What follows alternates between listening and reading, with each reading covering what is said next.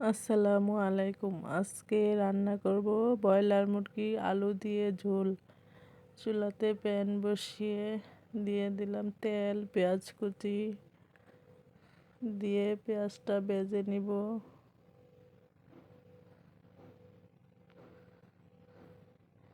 পেঁয়াজ ভাজা হয়ে গেছে, এখন দিয়ে দেব আদা রসুন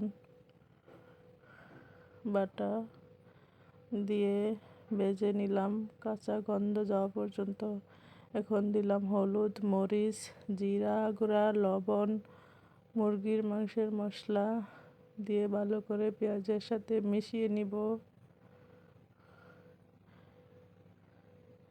দিয়ে দিলাম ব্রয়লার মুরগি দিয়ে ভালো করে মশলার সাথে মিশিয়ে নিব।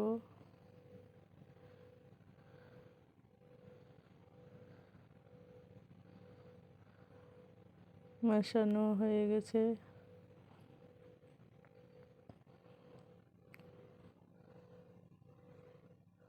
এখন ভালো করে কষিয়ে নিব।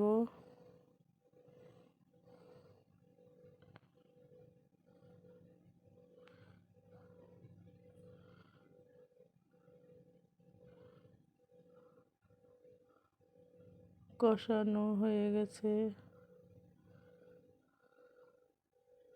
এখন দিয়ে দিব আলু।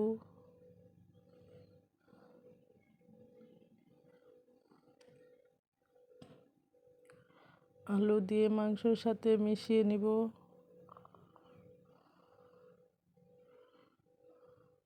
এখন 10-15 মিনিট কষিয়ে নিব।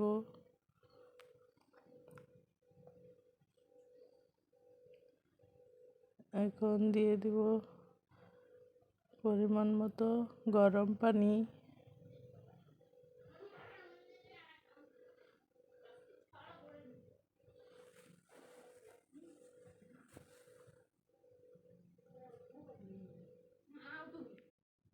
গরম পানি দিয়ে দিলাম পরিমাণ মতো, দিয়ে এখন অপেক্ষা করব বলক আসা পর্যন্ত। এখন দিয়ে দেব 1/2 চামচ গরম মশলার গুঁড়া।